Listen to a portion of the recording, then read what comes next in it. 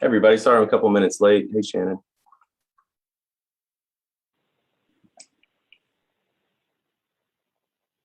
If you want to give him just one more minute, we only have about 7 members on the call. Hopefully they'll hop on soon.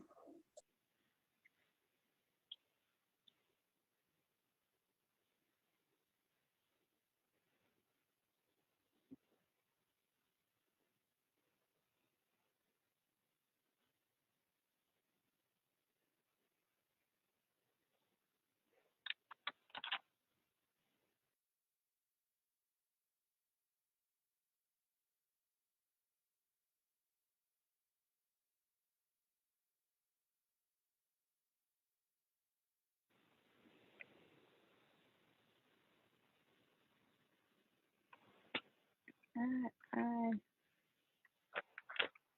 can start with roll call.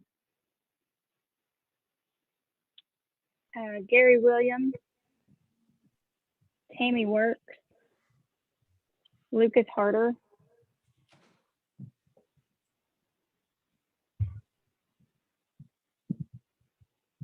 I can see Lucas signed in. Ashley Williams. Here. Loretta Alexander. Charles emailed and said he would be late, but he would be here. Carol emailed and said she would not be in attendance today. Dave Obermet. Mike Motley. I'm here. Michelle Brown.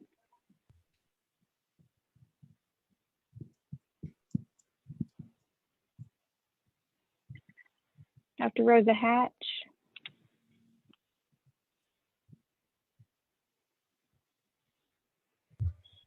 Dr. Elaine Pruitt. Jerry Clark. Here. Sharia McDonald.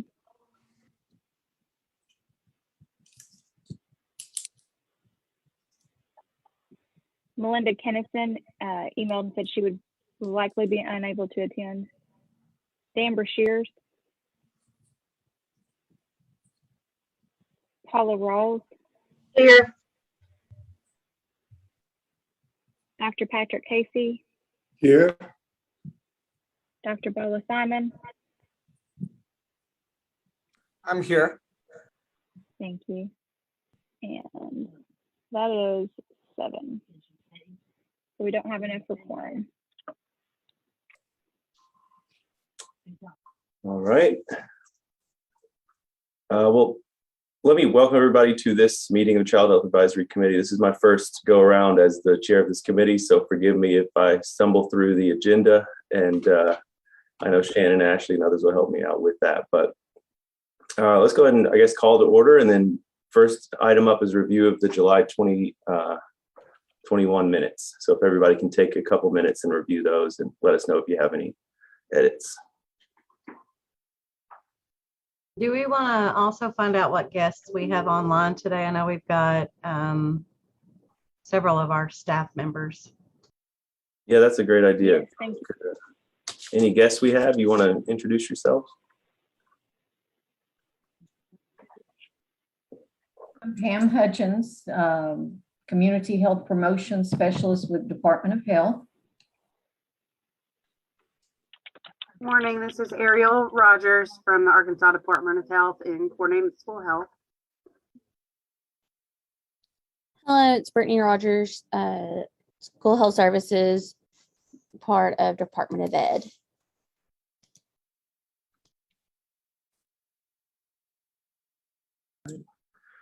All right, thank you very much. Yeah, so if we can do a quick review of the minutes, and we'll pick back up in just a minute or so.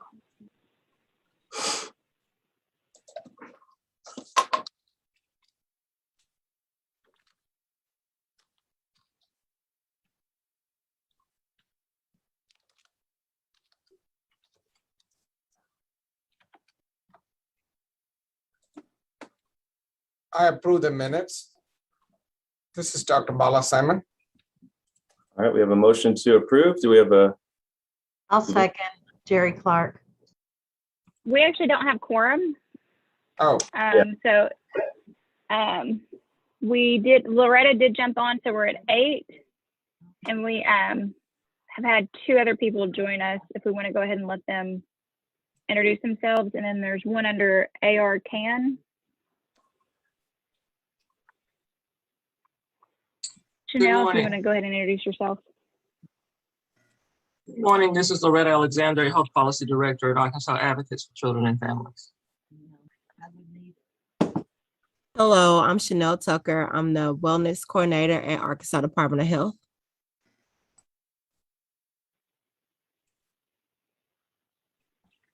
all right, anyone else?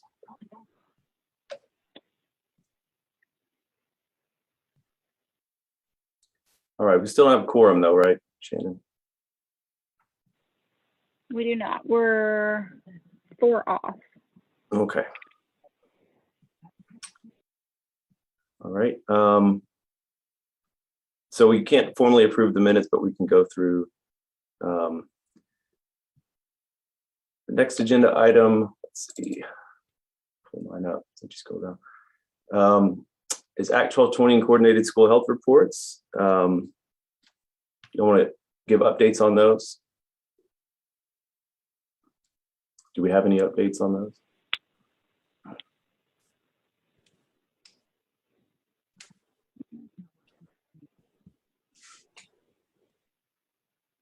I don't know that I have any updates on mine, but if you guys have any questions about anything, I'm happy to answer any questions. And on the Act 1220 coordinator report, Ariel actually attended the conference also. So we were both made available, had all these resources available to us that we plan on sharing with our schools.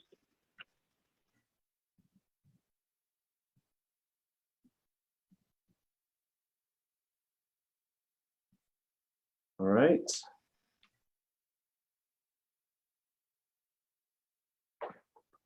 So if no questions on those reports, do we want to do any member updates? I don't see it here on the agenda, but I think we usually do that. Is that something we want to go around? Do we have any member updates? We'll do that before we do subcommittee stuff.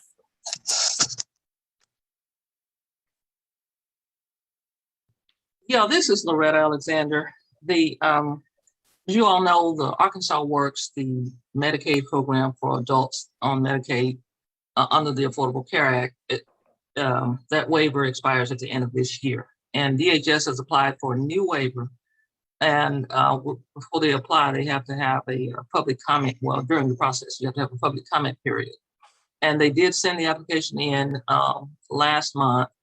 And last week, CMS sent it back. And so they have another open comment period from, I think it was Monday, the 15th of this week to the 5th this month to the 15th of next month. If anybody is interested in commenting or submitting any kind of comments on that plan, I will put that in the chat, the link in the chat so you can see it. Thank you, Loretta. Okay, great.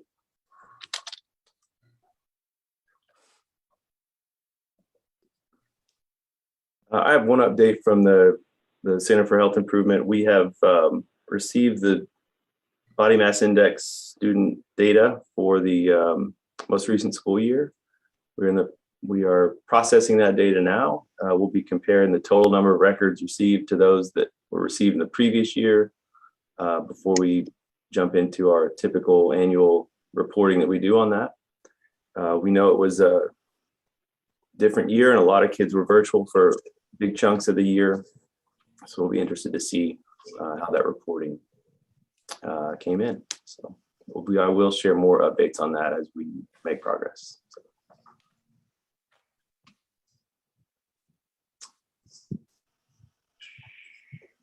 Dan Brashears did email me with the name of the gentleman, David Tollett. I believe he played a role, maybe was the author of the legislation regarding the vending machine. And he that is willing to jump on for the subcommittee call at 10 o'clock. If you guys don't mind breaking up the subcommittees and hanging out and waiting on him. I do think Dan was going to try to get on the call to be a part of that conversation. Okay. All right, so we've got, obviously we do our subcommittee. Sorry. Mike, could I bring up a new item? Yes, please. I'm wondering whether it would be appropriate for the Child Health Advisory Committee to make a statement on the use of masks in schools. Our National Academy of Pediatrics has recommended that, and I wondered whether it would be within the scope of the Child Health Advisory Committee to make a statement supporting the notion that districts have the ability to make their own decisions regarding the use of masks. Mike, that's the same position the American Academy of Family Physicians have taken.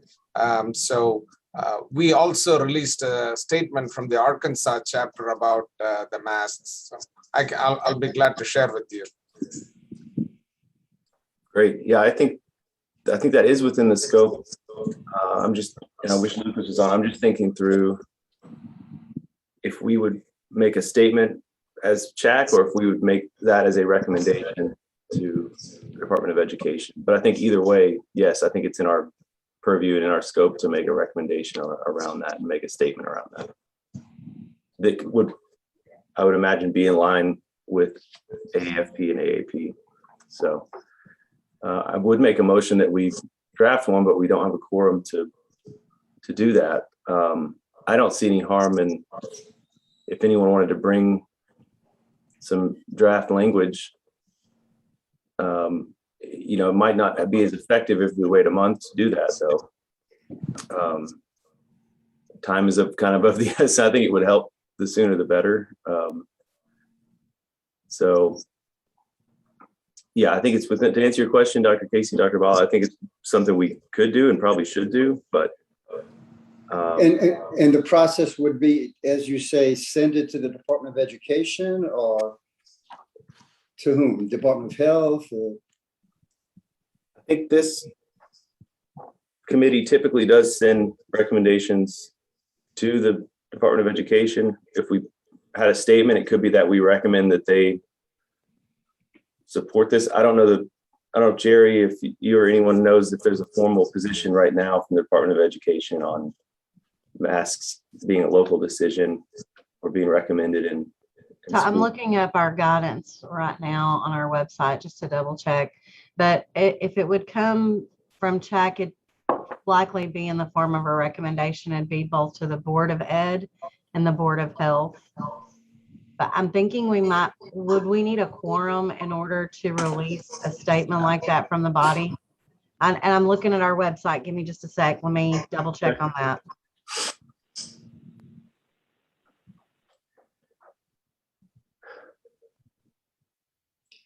Perhaps we could work on a draft of a statement for review. I'm not sure, as Mike said, the timeline is short, and if we waited till the next monthly meeting, we're letting a lot of time go by. Would there be a way to review a draft with a quorum for the next meeting? So I just posted a link to our guidance for the 21-22 school year. That's on the ADE website. They were released right before school started. And it does recommend school districts require face coverings. Okay.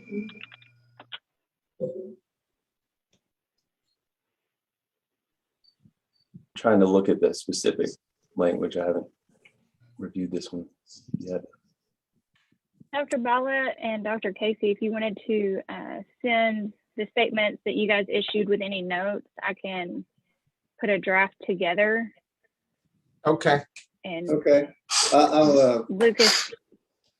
I need to find the specific wording of the draft through the National Academy. I don't recall that our state academy did something like that, but I'll track that down and send it to you, Shannon. I'm sending it to you right now, Shannon. Thank you. Yeah, I think it's not unreasonable that we could have a 5-minute call with members if we could find a time, maybe early one morning, just to review, just to vote. I mean, to make a motion and vote. I think that it could be sent around for review in advance. I mean, I know other boards have done things like that. So Shannon, or is that something we've done in the past? I can't recall that we've had a special real quick meeting just for one issue that was time sensitive, but. Could it not be an electronic vote?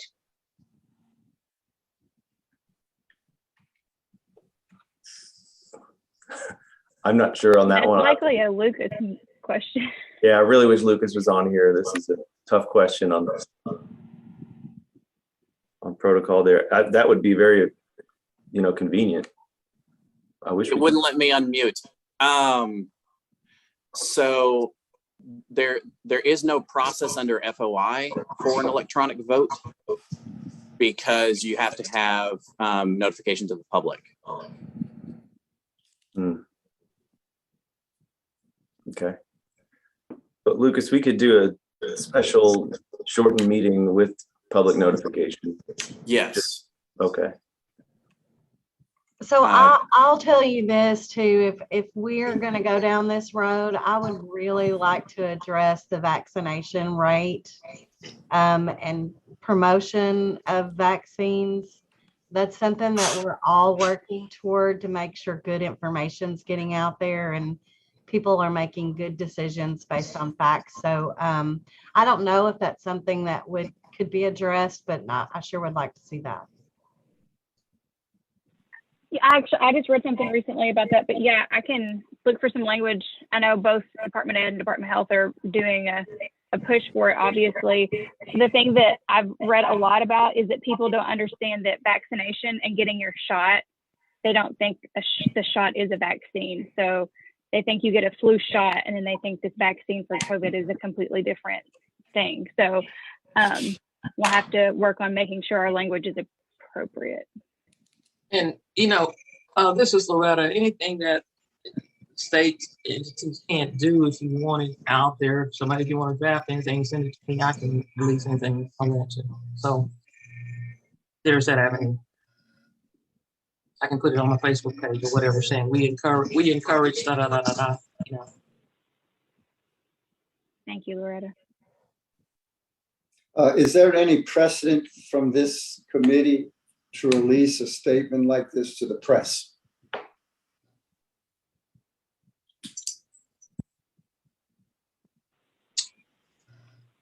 That would be a great question for Lucas and Carol. I'm not, and Paula, you've been around longer on the committee, you recall? I apologize as I did not hear it. Got too many things going on at once. The question was, has there been a precedent for us releasing a statement in the form of a press release? Not one that I'm aware of. The only statements that I'm aware of that we've done were the letters to the different committees dealing with tobacco and then the letters on the vending machines. Yeah. But I'm not sure if we've done any, prior to my time on here starting in 2015. I'm the same. Unless it was done prior to me coming on board, I don't know of any. Okay.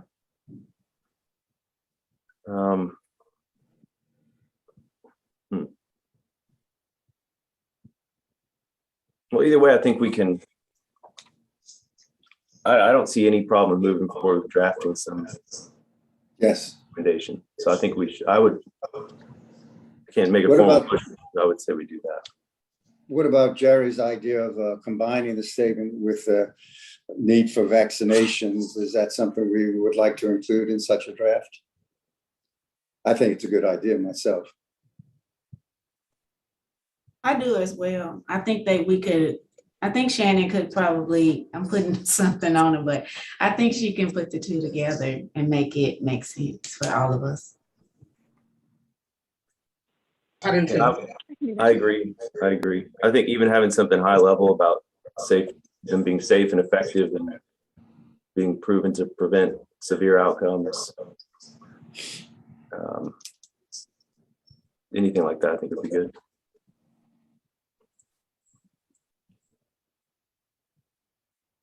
So Shannon, can we work? Maybe we can work on getting in touch with the rest of the members and finding a time, maybe early next week, just to have a really quick. I don't know how long you have to post in advance in terms of public notification. Lucas, maybe you know that, but I think this would be pretty straightforward if we could just have maybe a 10-minute meeting sometime next week at the beginning of one of the days next week. Anybody have any objection to that, or at least attempting to schedule that? No, sounds good. I don't have a problem with that. That sounds good. Okay, great. All right. So Dr. Casey, you going to take the lead on the draft, or just to see who's got the Shannon said that's she'd right. try to put something together. I'm going to try to track down the Academy of Pediatrics statement and There you send go. it to Shannon. I'll be real happy to work with Shannon to develop the draft. Perfect. Yeah. So am I. I can help as well.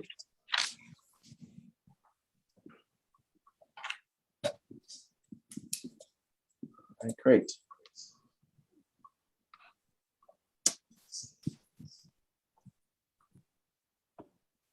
All right.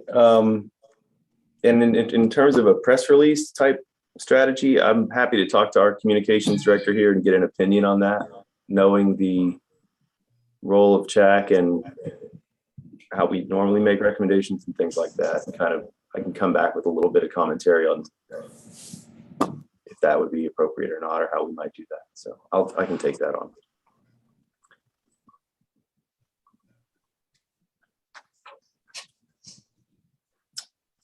All right. Any other updates from anybody on this? Any of the member updates? We've had a couple. Mike, I was not able to attend last month, but I have the slides for I don't know if you all had discussed about the bioelectrical impedance, and I didn't see in the summary notes much about it. So I'll be glad to discuss when we are in a subcommittee. Okay, great. Yeah, we had a pretty good discussion. We were limited because not everyone was there, but that's okay. We had some good ideas about the next things we're going to need. So yeah, we'll be happy to review that when we break out. All right, so on the agenda, we've got going into subcommittee breakout and then coming back for new business and adjournment.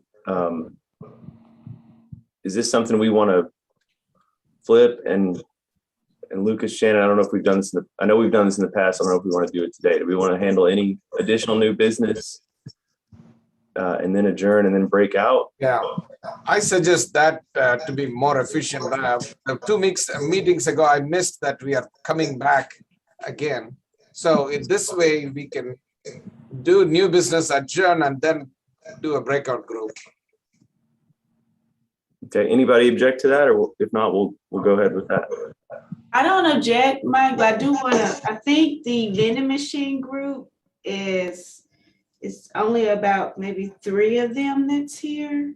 Mm-hmm. Is it possible that we could, it's kind of different, but I know that the representative Tollett said he would kind of speak on what they were wondering about. And then Dr. Simon said he would speak on the BMI information. If we could just stay in this, still going to kind of subcommittees instead of them going into a group of 3 so we all can get the same information. Just a thought.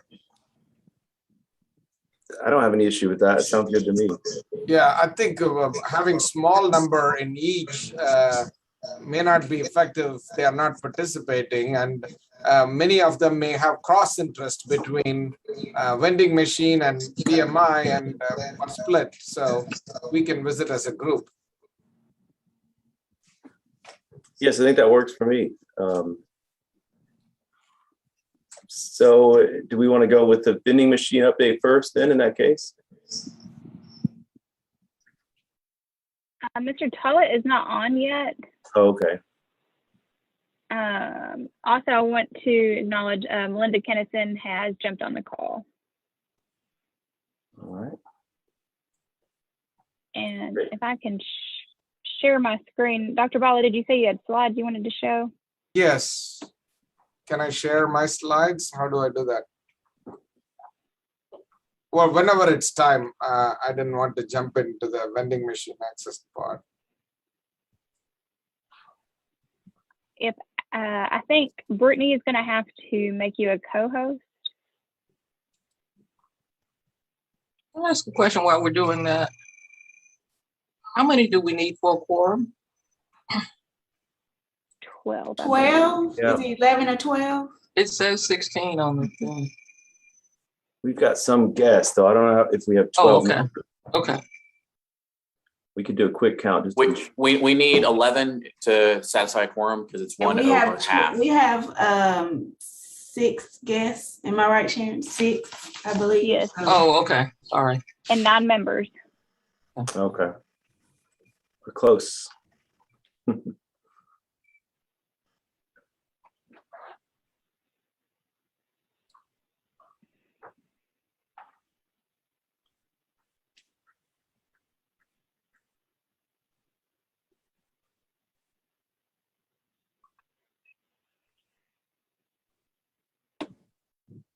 Shannon, this is Paula.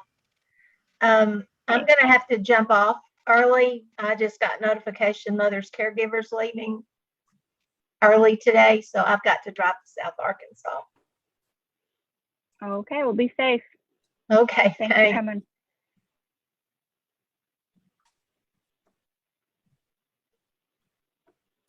Shannon, whenever you all are ready, I can share my screen. Okay, Jerry or Brittany, if you don't mind making Dr. Bala co-host so he can share his screen. I don't seem to have that option. Yes, I'm so sorry. Oh, okay. You got it. Sorry, I just got back to my desk.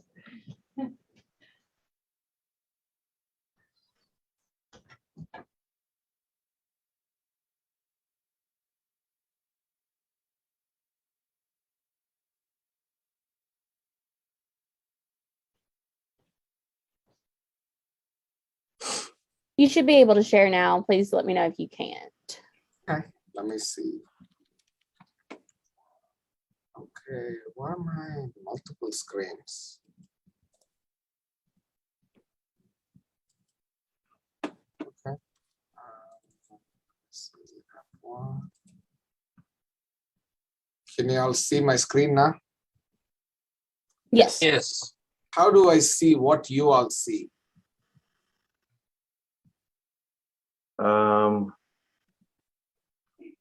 You probably have a tool or a bar that should show the attendees still, and then you may not see exactly what we see, but we see your slides. Okay. Or go to view on your side on PowerPoint. Okay. And change it from, you probably have it on presenter view. Okay, what do I change it to? You probably need to try, is it Slide Master, Shannon? Help me out. No. So you don't see it you don't see this screen right here because that's what we're looking at right now. Oh, I closed it. Did I close it? I think if you go to slideshow. Okay, let me reopen it. All right, slideshow. Yeah, slideshow. Okay, there you go. Thanks. From beginning? From the beginning? Oh, yes, I can see it now. Can you all see it? Yep. Okay, so I was supposed to present this last month, but I got pulled into another meeting. What I was asked to give is a synopsis of the difference between BMI and the measurement as it is done at the schools, and then the bioelectrical impedance measure, which measures the body fat mass. Can you all hear me okay? Yes. Yes. All right, so do I advance slides here? Okay. So the BMI as a measure is a reflection of the weight by height in meter squares, or the pound calculation. It has been pretty standardized across the board for both adult and children, more so with adult than with children, particularly when it comes to the long-term metabolic consequences, heart disease, diabetes, stroke, long-term cardiometabolic consequences of increased body mass. And when I say increased body mass, our body consists of several compartments, like 70% of our body weight is water, but it fluctuates to a lower amount for people who are obese.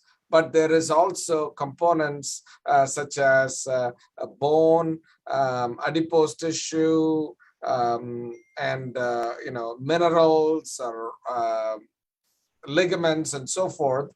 So its BMI as measured is not the perfect measure to calculate all the body composition, but it has been studied rigorously to look at long-term outcomes, health outcomes.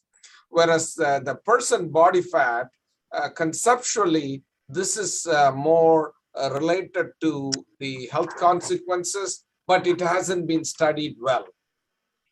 If you've been to a gym or a personal trainer, they use this measure, person body fat. The typical rule is for men, this is adults, less than 25%. For women, less than 32% body fat. And they work on decreasing the body fat and increasing the lean body mass, the personal trainers. And it's not that rigorously studied for outcomes, metabolic outcomes like diabetes, heart disease, stroke, or obstructive sleep apnea, or so forth, compared to BMI, which has been rigorously studied. It does have some caveats. BMI does, as you all know, for tall athletes. It doesn't differentiate between the muscle mass and the fat-free mass, but it's one of those best measures out there. Whereas body fat, there is increasing evidence on the utility, and people are still figuring out how to use. It can be assessed. The gold standard is DEXA scan. But there is bioelectrical impedance, whole body air displacement, plethysmography, and other measures which are used. And I'm also board certified in obesity medicine. I do work with my dietitian on some of these measures for those who are interested at my clinic, mainly adults, not children. So as we know, this is from the state of childhood obesity. We have in Arkansas about 13.3% children who are WIC eligible or WIC participants who are obese. And then 10 to 17, we are 20%.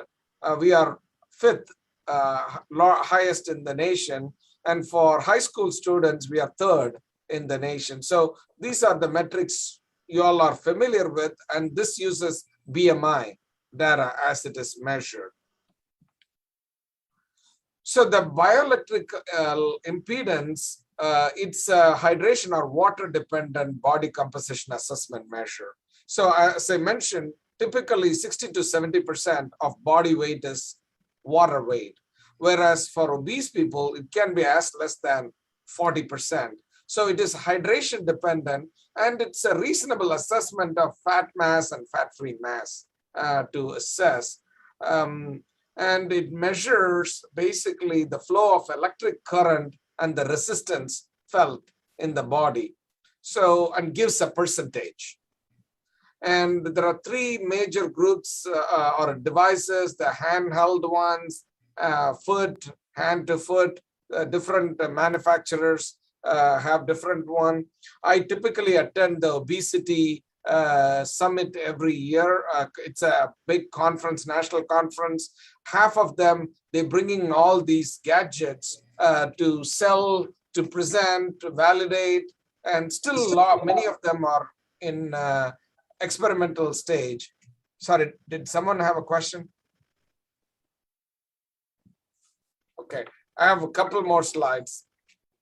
And then, as I mentioned, it assumes that the fat-free mass has a constant proportion of water. So that's one of the downside of the bioelectrical impedance that I mentioned, 60 to 70%. And typically, if several devices come in, there is a cheaper version to all the way expensive versions. They typically are metal sensitive because, as I said, it's the electrical impedance which is felt. And then, you want body weight and then avoid exercising. There are some, similar to BMI, some things, avoiding caffeine, alcohol for 12 hours. And, as I mentioned, while it's typically considered fat and fat-free mass, this measures the fat mass. The assumption that the body water is a constant proportion works for most people, but not for all. So it really gives you the total, some of the machines give fat-free mass, fat mass. The fat mass are the ones which is correlating with the heart health, diabetes, and others. And then there is a total body water. And then there are dual bioelectrical impedance machines that utilize the electrodes to look at the visceral fat. I'm sure you all considered the waist circumference. That's one of the measures which correlates with the outcome, which is the diabetes, heart disease, and all. And mainly because the visceral fat, particularly around the abdomen, is considered as the key predictor for poor outcomes. And some of the bioelectrical impedance specifically measure the visceral fat similar to the DEXA. I mentioned DEXA is the gold standard to measure the body composition with various compartments. And some of the newer bioelectrical impedance machines can correlate with that. I didn't put any images here because there are tons. If you look at the BIA machines, there are tons of them. I don't know what was being considered. And sometimes it may over or underestimate person body fat compared to DEXA, but DEXA is $1 million machine, so it's bioelectrical impedance machines are much less expensive compared to DEXA. And then some do not incorporate, as I mentioned, the waist circumference, which is also validated in several studies as an indicator of long-term consequences. And for an individual, waist circumference by measuring tape is a simple assessment that may complement, if we want to consider a bioimpedance machine, adding waist circumference could complement the person body weight and correlate the metabolic risk I talked about, which is typically measured in DEXA, the abdominal fat. The visceral fat or abdominal fat around is the main key indicator.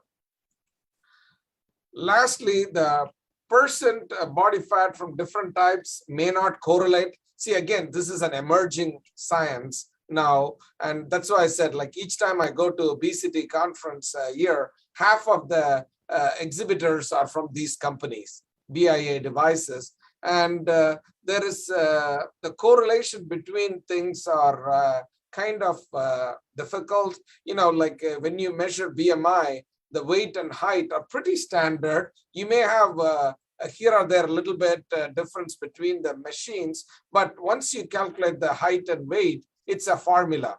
It's a mathematical. Whereas here, there is much more which goes in. And then there is the part about the increased, the distribution in visceral fat compared to adipose fat and other things. And then, they are less expensive. They've come a long way compared to the DEXA, and it can be easily operable. The last point is, some of the personal trainers, they even ask them to do an individual BIA. It's kind of like the weighing scale, the weighing machine at home people have. It's like $5, $10, or $10. You can get it from Amazon or Walmart. People use it. Similarly, there are personal BIA machines which are used at home, and you bring the read. So to keep the patient encouraged between the visits.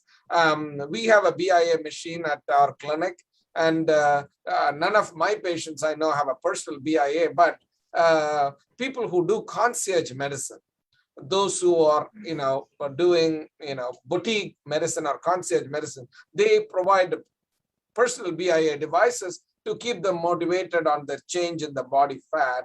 And so anyway, that's my last slide. The bottom line is, I think bioelectrical impedance is maybe in the near future be an important ingredient for weight measurement. But as of now, the literature is heavy on BMI than BIA because of the variability between the machines, and then there is the correlation between the machines are pretty low. So they don't correlate between two sets of machines, so which is disappointing. So there's no standardization of the BIA machine compared to the BMI we've used. So that's all I have. I'll be glad to answer any of the questions you have.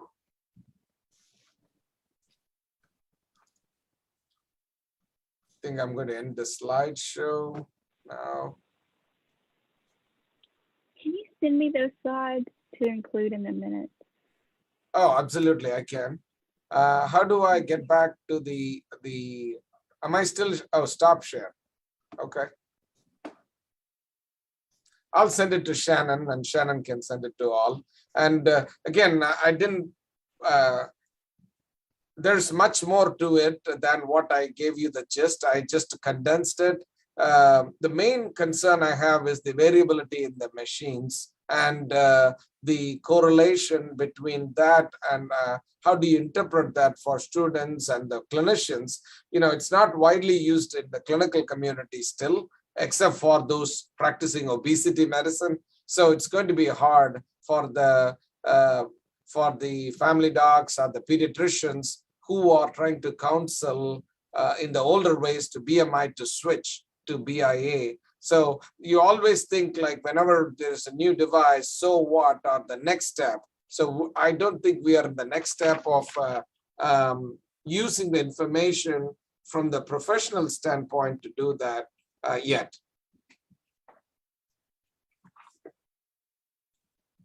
Well, thank you, Dr. Bala. That was very helpful, very informative on BMI versus bioelectrical impedance. I think just to add to that on a population-based or all public school student base, that BMI seems like logistically more feasible and maybe for that reason more appropriate for that purpose. But I keep coming back to this thought of, in the letter that is made available to parents, it just says in real basic terms, if your child's BMI is in a overweight or obese category, discuss with your child's physician. And I think if anything, could maybe add something to that language about to discuss other options for assessing your child's obesity status or something like that. I mean,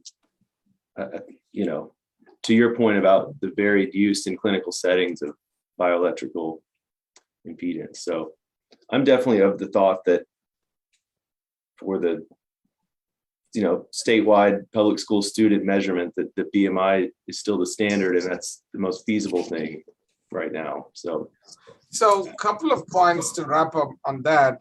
I think BMI still has the better applicability. The other thing is waist circumference also has much more evidence with the visceral fat, and BIA will be the future, but we are not there yet. If when you attend obesity medicine conference, you could see the advancement of it. It's still used at the obesity medicine practitioners and also with the personal trainers or exercise trainers. Gyms are embracing it, but it's not at the population level yet. Might add also, in the notes that you sent after last month's meeting, you included a couple of articles that compared BMI and BIA, and BIA did not perform any better than BMI as documented in those research articles. So along with the feasibility and the fact that we're not quite there in the science, it doesn't sound like there's any benefit to switch anyway. Mm-hmm. Yeah, so maybe I know we have a subgroup to look at this, and we also don't have a quorum today, but and I know Dr. Hervey's not on, so he may join at some point, but I feel like we should maybe revisit if everyone is kind of in agreement with that generally, at least for this time, at that time, maybe when he's able to join in the full group, and kind of revisit what that subgroup wants to focus on. I mean, I don't think we have to get off of BMI measurement. I'm not suggesting that, but we might want to pivot a little to, be more impactful with what we're working on. But that's just, I don't want to get too far ahead of my skis here, but that's sort of what I'm thinking about. So, but yes, great presentation, Dr. Bala. We really appreciate that. Sure, glad to have. Any other questions on BMI and bioelectrical impedance at this time I'm not sure if we're able to go if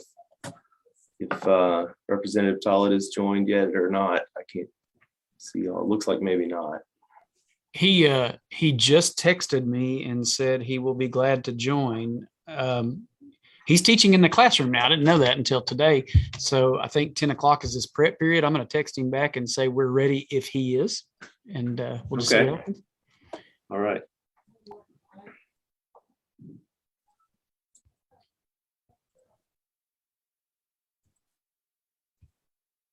And what is the context of his presentation? He's the state representative that introduced and I forget what the act number is now, the vending machine bill. He was going to talk to the vending machine subcommittee today, kind of on his intent with that legislation. And I apologize, but I've got enough emails and phone calls coming in that I need to get off. So I will see you guys at the next thing and let me know if there's anything else I need to do. Bye, Thank you, Lucas. Yeah, this is Loretta. Me too. I've got a lot of competing deadlines I've got to work on. So I would like to recommend that we not break into subcommittees because I personally would be interested in hearing the intent with the vending machine, especially since we're the ones that are going to have to be updating the rules. So I'd love to hear that conversation if possible. Okay, yeah. My question with such a small group was going to be, do we need to ask Mr. Tollett if he'd like to come to next month's meeting? But either way, because he had planned to be here in a few minutes. Yeah, I agree with Jerry. I'm interested in the vending machine too. It'll be good since we have a small cohesive group. It'll be good for everyone to hear. And I would recommend you maybe next month for him to come too. So would that be both then? Let's hear from him today and see if he'll come next month, or I think next month if he's not, rather than now. Yeah. Okay. Yeah, rather than today. Okay, I can send him a text to that effect and see what he says. Thank you. And next month's meeting will be as normal, I guess. September 16th. I think that's right, maybe, Shannon. No. No? It's September. Yeah, it is. I'm sorry. I'm looking at the wrong month. Don't listen to me.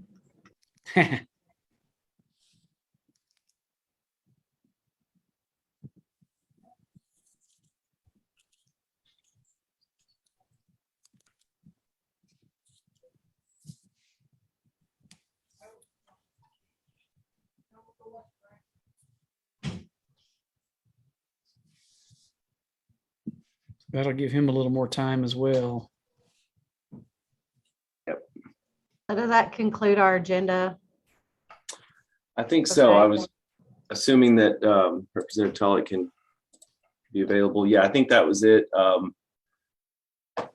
I think we could adjourn. We can't motion to formally adjourn, but I think we appreciate everybody's input. Dan, just let us know if not, or either way, and then Shannon, we can work on maybe finding a time for next week to get everybody together for just a real quick quorum to have a motion on the letter on masks and vaccinations. So thank you all for your time today. I didn't crash and burn as your new chair, so I appreciate that. Great job, Mike. Yeah, good job, Mike. I appreciate it. We'll keep it moving. We'll have a quorum next time, and thank you all. Let's have a great day. Thank you. Bye, you all. Bye. Bye-bye. Have a good day. Hey, Shannon, are you gone? Shannon's gone. Okay. Yes, sir, but I can. Oh, yeah. Okay. Yeah. So he just texted back, said, yes, please send me a reminder, which I will. So he's good for September 16th at 10 a.m. Okay. I'll let Shannon know. Okay. Thank you. Yes, sir.